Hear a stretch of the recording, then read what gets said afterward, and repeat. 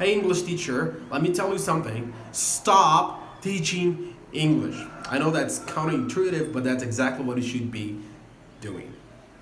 So what you should do instead, you should teach your students how to use the language for communication as opposed to teaching them about the language, right? So you're going to stop teaching them about present perfect continuous and simple past and how to use the first conditional or how to use certain adjectives and verbs and so on and so forth.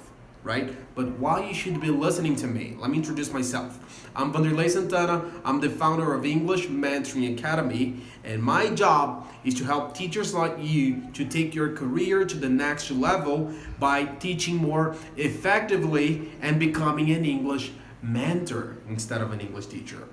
English teacher teaches about the language. English mentor teach them how to use the language for communication. Right? So how are you going to be doing that? Exactly. You're going to be doing that by using a framework consisting of two parts. So basically, when you're teaching your lesson, you're going to write down, by the end of this lesson, my students will be better able to da da da da da da. And then what exactly you want to enable them to do by the end of the lesson.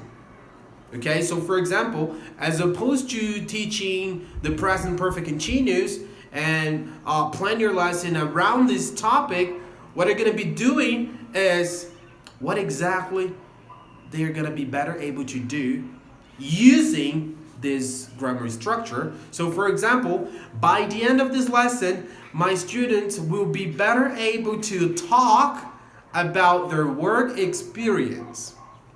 Beautiful. So for example, they're going to be learning how to say, for example, I work for this company and I've been working for this company for the last X, Y, and Z years, right? So what I'm doing, I'm using the present perfect continuous, but I'm focusing on the communication, the message behind the structure.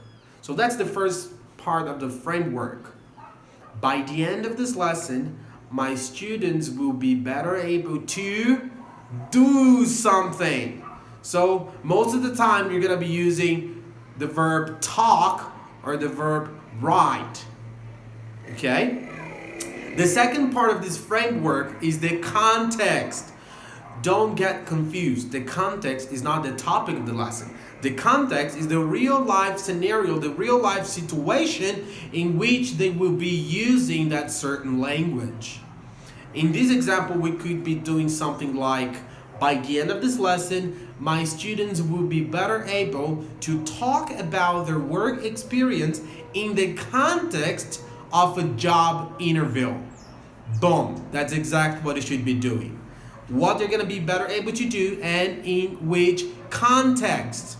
This way, you're never going to have to use all that grammar structures and names and the form, focusing on the form instead of focusing on the message. Got it?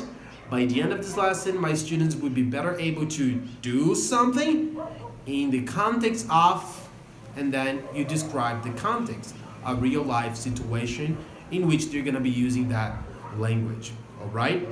So before we wrap it up, okay, I just want to say that I'm an English teacher myself, certified by the University of Cambridge. I hold a degree in psychoanalysis, neurolinguistic programming, and hypnosis. So all this knowledge combined, it's exactly what I used and what I'm using to transform the lives of hundreds or even thousands of English teachers around the world. Okay, so all you have to do now, if you want to keep receiving content like this so you can take your career to the next level, I just want you to click on the button below right somewhere and then follow us on our Instagram so we can keep sending you and you can keep having access to this kind of knowledge, right? Do you have any fellow teachers that you believe should be listening to this? Okay, just share this content with them and you're going to be seeing more information on our Instagram. Bye-bye.